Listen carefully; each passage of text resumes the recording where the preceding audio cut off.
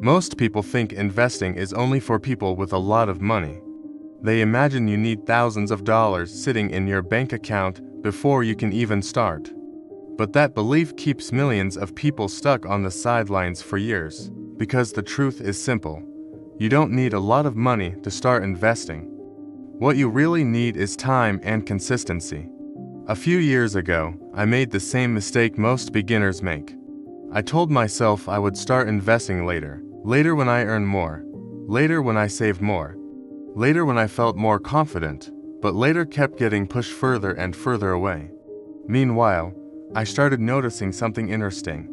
People who invested small amounts consistently were quietly building wealth, not because they were rich, but because they started early. That's when I realized something important. Investing isn't about the amount you start with, it's about the habit you build.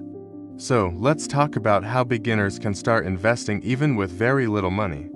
The first step is understanding what investing actually means. Investing simply means putting your money into assets that grow over time, instead of your money sitting in a bank account losing value to inflation. Investing allows it to grow through the power of compound returns. Compound growth is one of the most powerful forces in finance. It means your money earns returns, and those returns start earning returns as well. Over time, this creates exponential growth. But compound growth needs one thing above all else: time. That's why starting early even with small amounts can make a huge difference. The second step is focusing on consistency instead of size. Many beginners believe they need hundreds or thousands of dollars to begin.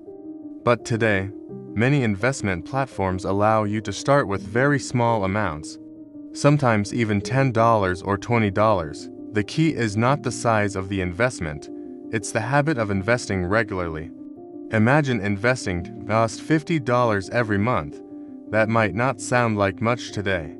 But over years, especially when combined with compound growth, it can become a significant amount of money. The third step is choosing simple investments.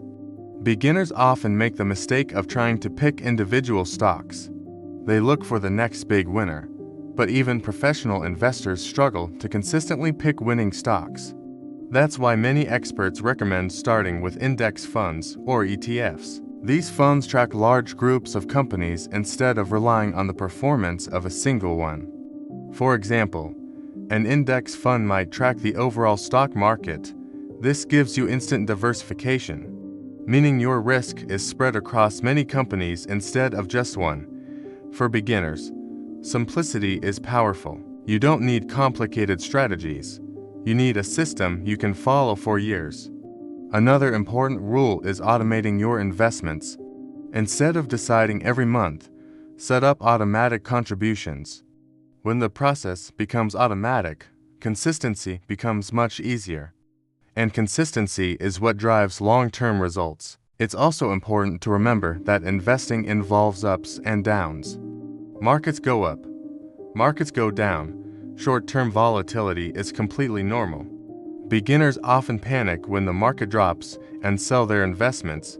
But historically, long-term investors who stay consistent through market fluctuations tend to see the best results. That's why patience is one of the most valuable skills an investor can develop.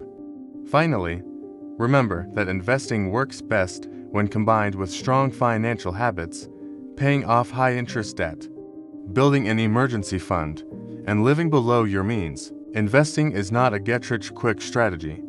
It's a long-term wealth-building system. And the sooner you start, the more powerful it becomes. Because the biggest advantage beginner investors have isn't money, it's time. Even small investments made today can grow into something meaningful tomorrow. So, if you've been waiting until you have enough money to start investing, remember this. The most important investment decision you can make is simply getting started.